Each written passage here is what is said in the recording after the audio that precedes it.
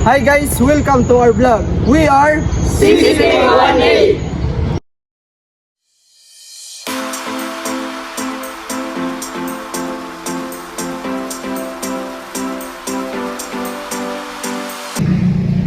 So what's up sa inyo mga guys? Welcome to our vlog.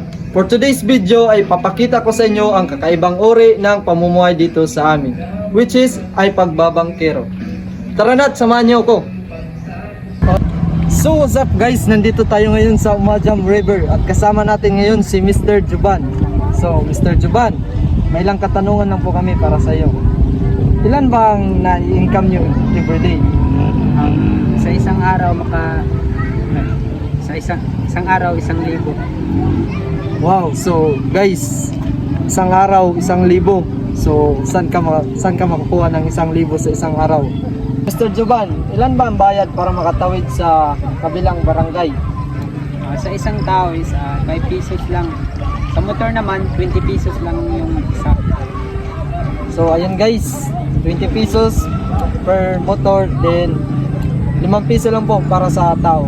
So guys, sa hindi nakakaalam, itong bangka po na sinasakyan natin ay ginagamit pang transport o sasakyan para makatawid sa kabilang barangay.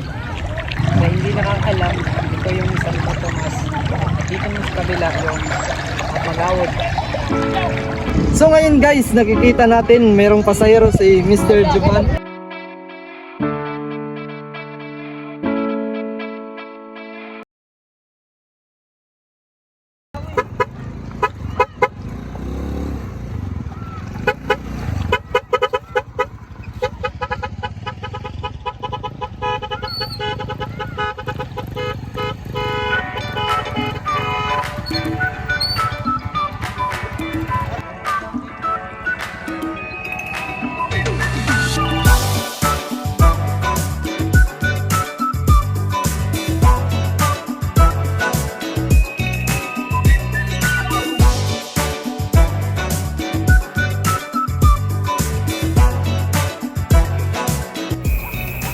So sa hindi nakakaalam, ang Umajam River po ay humigit kumulang 100 metro ang layo mula sa barangay Santo Tomas to barangay Magawod.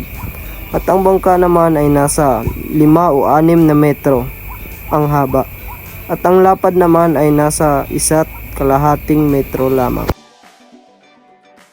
At sa nakita po natin kanina, hanggang hita lamang po ang lalim ng Umajam River. Dahil po sa sunod-sunod na init ng panahon, kaya naapektuhan ang ating mga bangkero. Dahil instead na sumakay ay pinipili na lang ng ibang tao na lakarin ang Umajam para makatipid. Kaya't naapektuhan ang kanilang mga kita. Speaking of kita, sa ngayon ay nangangamba po ang ating mga bangkero dahil sa bagong tayo na hanging bridge. Dahil mahahati po ang mga taong dadaan sa bangka at hanging bridge. Kaya siguradong maapektuhan ng kita nito. So as you can see guys, medyo gumagabi na kaya medyo madalang na lang yung sumasakay sa bangka at medyo wala na ring mga motor kasi ang hirap magtawid dito kapag gabi. So ayun, Mr. Juban, maraming salamat sa iyong pag-operasyon. Maraming salamat din sa pagpunta niyo. So guys, kung sinong gustong sumakay o magpaturo dito sa pagmaneho ng bangka, puntahan nyo lang si Mr. Juban. Punta lang kayo dito.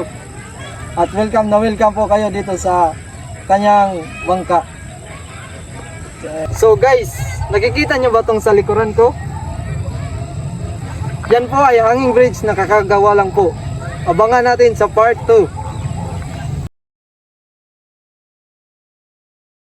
Tirada guys, walagi watay tirada pero natay gabi.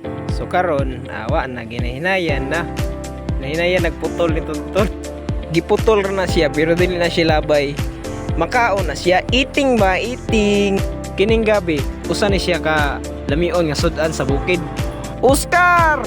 Awag labay rang Oscar ron. Abi nyog sayon na nay mag-ibot. O kamoy ibot. Lugwa lagi na yung singot og makaotot. Karon human na mag-ibot ang atong gabi. Hinloan na nato ni. Mani, tagsingko ra mani. Hinloan na nato ni ang atong gabi. Mo na ni finished product sa atong gabi. Pero dili pa ni mao. Panitan pa ni. Kailangan din siya panita ng gabi para dili siya katol. Pero lami ni ang atong gabi. Kay gatan man nato ni, pabunta nato ang lubi. Kang boss kinchin. Unya, hinahinayon na nato ni pakagon ni atong lubi. Unya, moro na atong lamas. Bombay, luya, sibuyas dahon, unya atsal. Kumuta na dahil nato ni atong lubi kay mo ni atong isabaw sa atong gabi. Kay human na magkumot, ato na ning salaon. Unya, ato na ning isabaw sa atong gabi. Unya, isabay na rin nato atong lamas. Unya, ikatag na siya para masustansya. Oh yeah! Awa na luto na ni, nibukal na. Kay luto naman ni, hukaron na nato ni. Mao na ni ang atong ginataang gabi. Lami kayo ni. Unya, maura to. Mga sa mi. Bye-bye!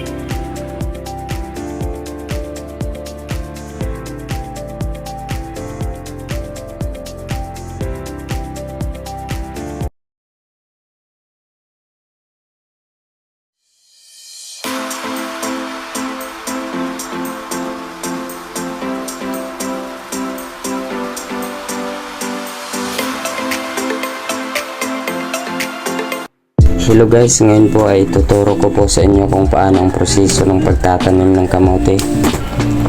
Una po ay maglinis tayo ng pagtataniman ng ating kamote. Ganyan lang po ang paglinis at ganyan lang kadali ang ating tataniman na kamote. Ito na po ang malinis na ating pagtataniman. At isunod naman po natin ang pagkuha at proseso kung paano pagkuha ang kamote na ating itatanim. Ganyan lang po, kabilis at kadali, hindi masyadong mahirap katulad ng ginagawa ko po ngayon. At ito na po ang ating kamote na ating itatanim. At ngayon po ay maghukay na tayo ng ating pagtataniman ng kamote. Ganyan lang po ang paghuhukay. Marami po ang proseso ng paghukay, pero ang alam ko ay ganyan lang ang aming diskarte at proseso ng paghukay ng pagtataniman ng kamote. At ganito na po ang pagtanim ng kamote. Ganyan lang po kadali. Iba't iba po ang diskarte ng pagtatanim, pero ang nalalaman ko po ang diskarte ganyan lang po.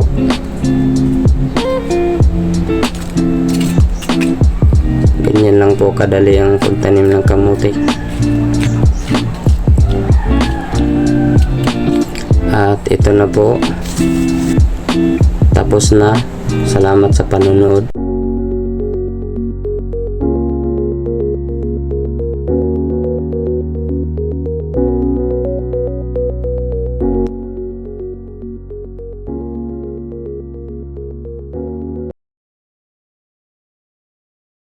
What's up guys? Welcome to my vlog. My name is Vijay Maria, CCT1 City.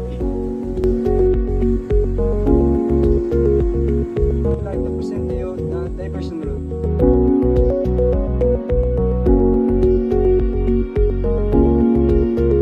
Ang diversion road ay isa sa pinakamagandang galaan dito sa San Francisco, Agusan del Sur. Marami pumapasyal dito sa diversion road at isa na dito ang mga estudyante, pamilya, magkaibigan at magjowa. Kasi ang diversion road ay isa sa naging stress reliever ng mga taong gumagala dito.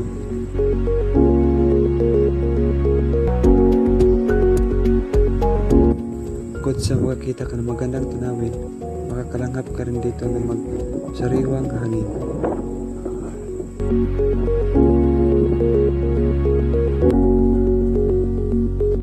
Sa diversion road, makikita mo rin ang isa sa pinakasikat na bundok dito sa Agusan del Sur, ang Mount Diwata.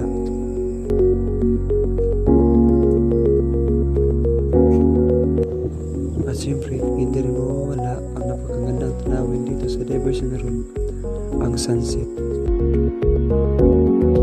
At bago tayo umuwi, kailangan mo nating linisin ang ating basura.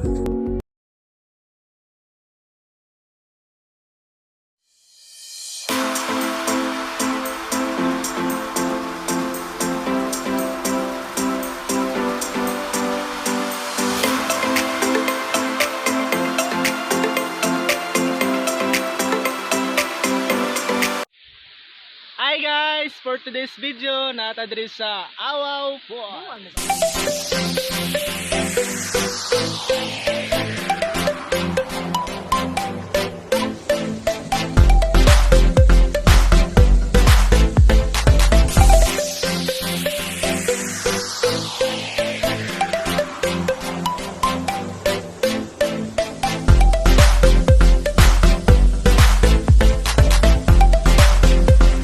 Ngayon ito yan, number 10. Isa yung pakaraman ng Jerome Katipay. Narami gamay nga pangutana dahil naman sa araw. Isa yung ina-discover ng Igara. Nasin yung puso, kaya rin, lumagi na sa kapulso. Ang una rin ang kapulso, 2014. Ang piling kinadakan nga puso, sa mga nabi niya, hindi suru-suru sa mga tao, isang asa ka. Ano po rin yung ginabawal doon sa mga tao nga mabisita nila? Kamong ginabawal doon kahit sa kanang maghugaw, sa mga plastic, na may bita na sa plastic niya, silipin, na magdalag balon, magkapit dito tayo, sabi na nga, guli magkapit, mahugaw dito tayo, bawal mo nila ang magkaalog kasi tubig. Tawag dito po, kaya kanang magkainin, kanang mamusilog landam, huwag bulat nga ka ng mga office, di bawal din mo na ganito. Last na lang pangutana. May ganyan mo din ang tao na may sigarita. Yun na, awan po. Awan po na din na, may ganyan din ang tao dito na kakasugan sa calls. Namindot po siya. Wala ka din mga pampunta. Lasang paligid. Kaya, kita nyo, disutuloy ng mga vloggers, na may mga, salamat dahil. Salamat kayo.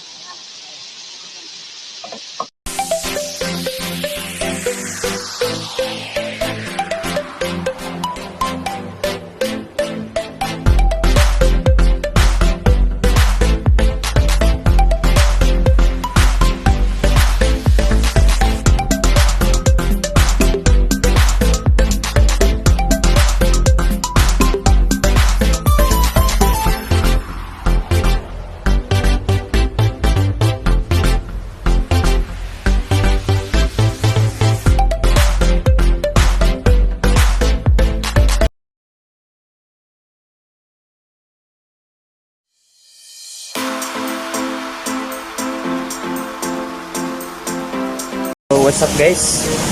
Just na sa video lang ko and pupunta ko karon ng Biga Falls dire sa Mabuhay. So tara. So muna ang mga cottage tree guys. Mga small cottage lang.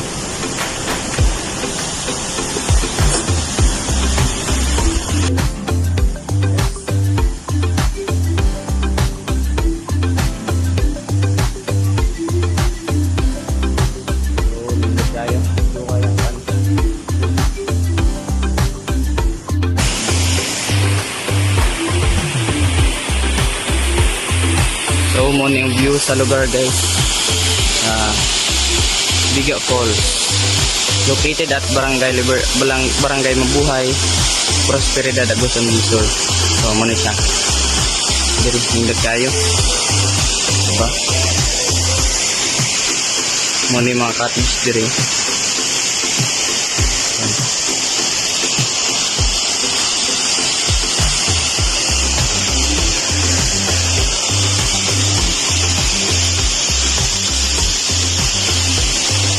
Napin tubig guys.